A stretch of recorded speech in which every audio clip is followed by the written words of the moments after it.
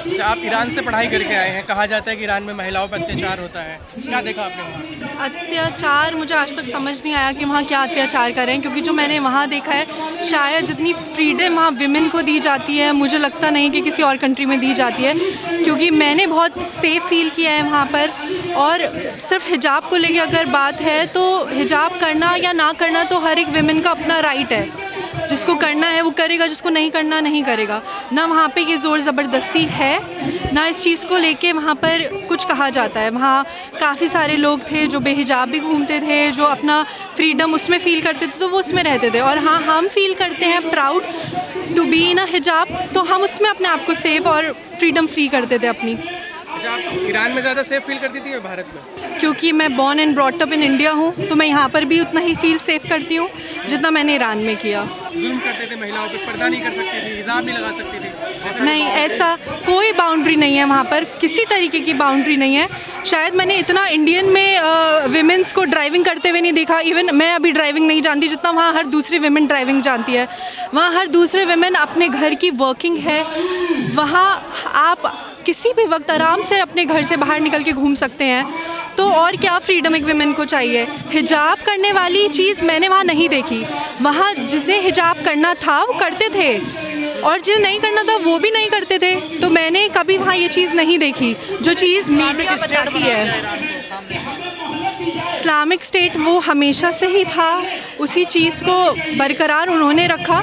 हाँ, वहाँ शाह ने ज़रूर ये रूल निकाला था कि कोई अपना सर नहीं ढक सकती, कोई अपना हेड कवर नहीं कर सकता। शायद अगर आप उस चीज़ को गूगल पे सर्च करें तो ये ज़रूर वहाँ हुआ है कि वहाँ स्नैच कर दिए जाते थे स्कार्फ्स सर से। तो ये कौन सा फ्रीडम है? ये तो कोई फ्रीडम नहीं है। अगर मैं हिजाब यहाँ पहन के घूम रही हूँ तो उसको कोई स्नैच कर दे तो मैं तो उसको बोलूँगी ना कि मेरा फ्रीडम छीना जा रहा है, because I feel safe in हिजाब, आई फील गुड इन हिजाब, तो इसलिए मैं हिजाब कर रही हूँ। आज पूरी दुनिया में जो ईरान की ताकत उभर के सामने आ रही है वो मजलूमों के लिए खड़ा हुआ है। फिलिस्तीन में 70-80 हज़ार छोटे छोटे बच्चों को कत्ल कर दिया इजराइल ने। उसी की जुल्म की आवाज़ के बुलंद करने के लिए अमेरिका के खिलाफ और इसराइल के खिलाफ आज यहाँ ये सब धरना प्रदर्शन चल रहा है। ईरान का आप इतिहास पढ़ के देख लें, आप ईरान का पूरा इतिहास पढ़ के देख लें, वो लोग जंगजू हैं और मैदान में डटने वाले हैं। इंशाल्लाह वो अमेरिका इसराइल को मार मार के वहाँ से दुनिया से मिटा देंगे। युद्ध कोई रास्ता नहीं है, लेकिन युद्ध थोपा गया है ईरान के ऊपर। पूरी दुनिया ने देखा है। सबसे पहले वहाँ 200 बच्चियां छोटी छोटी कत्ल कर दी गई, बम गिराया अमेरिका इसराइल ने वहाँ पर, इसलिए ईरान ने पलट कर वार किया है। ट्रम्प एक हर घर से सुप्रीम लीडर निकलेगा, उसके बस की बात नहीं है, उसके बस की बात नहीं है कि वो खत्म कर देगा ईरान को। लीडरशिप खत्म कर दिया, फिर भी दुनिया देख रही है आज वो किस तरह से बढ़ बढ़ के हमले कर रहा है और किस तरह से इजराइल और अमेरिका को धूल चटा रहा है पूरे मैदान जंग में ईरान। नेतन्याहू दुनिया के सामने नहीं आ रहा है। आज से पहले भी जो इनके एक्स प्रेसिडेंट थे वो 8 साल बाद वो मर चुके थे। 8 साल बाद उन्होंने डिक्लेयर किया था ये वही इजराइल है और वो भी दुनिया से जा चुका, मर चुका है वो। ईरान अपनी मिसाइलों पे लिख रहा है धन्यवाद दे रहा भारत की जनता का, इसका कैसे देख रहे हैं आप? इसको ये देखा जा रहा है कि जो देश जहाँ भी ईरान के सपोर्ट में खड़े हैं, जहाँ से आवाज़ हक की बुलंद कर रहे हैं, क्योंकि मजलूमियत के आज वो पूरा मजलूमियत के साथ खड़ा हुआ ईरान। तो सर इसका मतलब ये माने कि तानाशाही है क्या?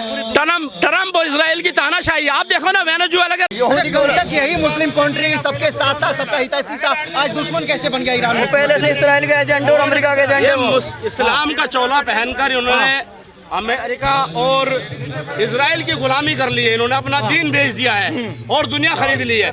आज से 100 साल पहले तकरीबन उन्होंने हज़ूर सल्लल्लाहु अलैहि वसल्लम की जो इकलौती बेटी जनाब फातिमा ज़हरा है, उनकी कब्र को तोड़ा गया। आज उसी को लेकर यहाँ पे ये धरना प्रदर्शन और एहतजाज हो रहा है। लोग ये बदनामी एक और भी है, सुन लीजिए। लोग कहते हैं कि ये मुसलमान ईरान के नाम पर तो आ जाते हैं, पहलगाम के नाम पे कहाँ गायब हो जाते हैं? पहलगाम आके हिंदुस्तान जिंदाबाद था, जिंदाबाद रहेगा, इंसानियत का साथ है। आज उनके तलवे चाट रहे हैं सर उस ओआईसी संगठन, आज आप देख रहे हैं पूरी दुनिया ईरान के साथ खड़ी हुई है। किस तरह से ईरान के ऊपर जुल्म कर रहे हैं वो आके सब मिलके। उस ओआईसी संगठन का क्या होगा जो 56 मुस्लिम देशों के नाम पर ही बनाया गया? वो 56 मुस्लिम देश सिर्फ कहने के लिए है। अमेरिका इजराइल की क्या मंशा है इस हमले के पीछे? क्या चाहते हैं? ईरान उनके सामने झुकते नहीं हैं, उनके एलाय नहीं है। उनकी यही मंशा है कि वो भी उनके एलाय बन जाए जैसे बाकी सारी कंट्रीज़ हैं। यही चीज़ वो चाहते हैं ईरान से, और वो ईरान करेगा नहीं। जिस तरीके से ईरान हमला कर रहा है इजराइल पे और अमेरिका के जितने भी आसपास के देश हैं, क्या लगता है आपको? क्या ईरान जीत जाएगा? ईरान हमला उनका एक तरीके से कह दें कि उनका रिप्लाई कर रहा है। जी, वो रिप्लाई दे रहा है। सबसे पहले हमला, सबसे पहले अटैक उन्होंने ही करा मासूम बच्चियों पे, स्कूल में करा। ईरान ने आज तक किसी स्कूल या किसी हॉस्पिटल को टारगेट नहीं बनाया। इस्लाम यही सिखाता है कि जुल्म के लिए आवाज़ उठाएं, और वो ईरान उठा रहा है। लेकिन ट्रम्प तो कह रहे हैं कि हम ईरान को मतलब उनकी बुराई से बचाना चाहते हैं, इंसाफ दिलाना चाहते हैं वहाँ के तो लोगों को। ये आपको कौन नहीं लगता सी- है उनका समर्थन करना चाहिए? ये कौन सी बुराई है? इतना दिमाग तो आप भी रखते हैं कि आप भी बता सकें जुल्म करना क्या होता है। जब ईरान टारगेट बनाता है किसी जगह को, तो वो सबसे पहले मैसेज भेज देता है कि अपने सिविलियंस को वहाँ से हटा लिया जाए। और ये कौन सा इंसाफ है कि आप स्कूल को टारगेट करें, हॉस्पिटल्स को टारगेट करें, जहाँ मासूम बच्चियाँ सुबह अपने घर से निकली होंगी और वो घर वापस ही नहीं आई? तो ये कौन सा इंसाफ है? इतना तो मेरे ख्याल से हर इंसान दिमाग रखता है कि क्या जुल्म है और क्या गलत है, मैम लगातार क्या देखने सही को है। मिल रहा है जो ईरान की सुपर तो जो लीडरशिप है ऊपर की सबको खत्म कर चुका है इजराइल और अमेरिका। तो वो क्या- करता हुआ आया है और करता रहेगा। लेकिन हाँ, हमें यही पता है, और हमें नहीं, हर इंसान को, वो किसी भी रिलीजन का हो, कि अगर कोई चीज़ गलत हो रही है तो आप चुप बैठे हैं तो आप भी गलत में ही शामिल हो रहे हैं। जब गलत आप अपनी आंखों से देख रहे हैं तो आपको खड़ा होना पड़ेगा, तभी आप इंसान कहे जाएंगे। यहाँ पर मैं ये नहीं बोलूँगी कि आप मुसलमान कहे जाएंगे, आप हिंदू कहे जाएंगे, आप इंसान कहे जाएंगे, क्योंकि इंसानियत यही सिखाती है। ईरान ने भारत की जनता का धन्यवाद बोला है। जी बिल्कुल, क्योंकि भारत की जनता खड़ी है ईरान के साथ, क्योंकि यहाँ पर भी इंसान हैं और वही अच्छे इंसान हैं जिन्हें पता है कि ये जुल्म हो रहा है और हमें जुल्म के खिलाफ आवाज़ उठानी होगी। तो वो जनता का ही शुक्रिया अदा कर रही है, वो किसी रिलीजन का शुक्रिया अदा नहीं कर रही, वो मुसलमानों का शुक्रिया अदा नहीं कर रही, क्योंकि इंडिया में हर कौम खड़ी है, चाहे हिंदूज़ हैं, चाहे सिख्स हैं, चाहे क्रिश्चियंस हैं, मुसलमान हैं, हर कौम इंडिया से खड़ी है। जो इंसान है, जो अच्छे बुरे की समझ रखता है, वो ईरान के साथ खड़ा है। कुछ लोग कह रहे हैं कि इजराइल और अमेरिका से तो ईरान लड़ नहीं पा रहा, रास्ता रोककर ब्लैकमेल कर रहा है, देखिए पड़ोसियों को परेशान कर रहा है। जब इजराइल और अमेरिका इतना सता सकता है तो इतना तो ईरान भी करेगा ना। अब हर चीज़ में चुप तो नहीं बैठा रहेगा। ये मुस्लिम कंट्री क्यों नहीं साथ दे रही है? मुस्लिम कंट्री साथ नहीं दे रही हैं क्योंकि शायद वो इस्लाम को फॉलो नहीं करती होंगी उस तरीके से, क्योंकि हमें तो ये चीज़ नहीं सिखाई गई है कि जुल्म का साथ दिया जाए। पाकिस्तान मध्यस्थता के लिए आगे आ रहा है बातचीत में, क्या लगता है मध्यस्थता कर पाएगा पाकिस्तान? अब देखिए, ये तो बहुत बड़े लेवल का क्वेश्चन है। सबकी यही दुआ है कि पीस आए और सुकून हो वर्ल्ड में, क्योंकि काफ़ी टाइम से चीज़ें ऐसे ही चल रही हैं, पीस ख़त्म ही हो चुका है शायद वर्ल्ड में, तो सबकी यही दुआ है। लगातार जो ट्रम्प बयान देते हैं कि झूठ बोल रहे हैं कि हमारी बातचीत हो रही है, बड़ी अच्छी बातचीत हो रही जी है, जी जी। तमाम वहाँ के जो लीडर हैं हमारे संपर्क में हैं, क्या वाकई में संपर्क में है? ट्रम्प झूठ बोल रहे हैं, ये कोई एजेंडा है?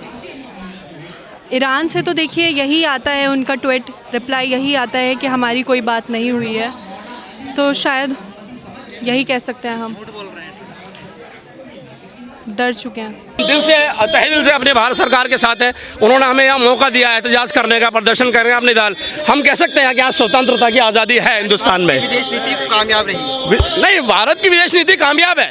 भारत की विदेश नीति ऐसा नहीं है कि पूरी तरह से वो डेमोलिश नहीं हुई है। सऊदी अरब के लिए क्या कहना है? सऊदी अरब के यही कहेंगे कि वो अपनी जो इस वक्त वो गुलामी कर रहे हैं इजराइल और अमेरिका की, उनके तलवे चाटने छोड़ दें। और जो सच्चा इस्लाम है, सच्चा इस्लाम ये कहता है ना किसी के ऊपर जुल्म करो, ना जुल्म सहो। इजराइल और अमेरिका तो लगातार कह रहे हैं कि ईरान को घुटने पे ला के रखेंगे। उनके बस की बात नहीं है। आप ये इतिहास पढ़ लें आप ईरान का। ईरान ने हमेशा मैदान जंग में हमेशा डट कर मुकाबला किया है, वो मिटा नहीं पाएंगे ईरान को।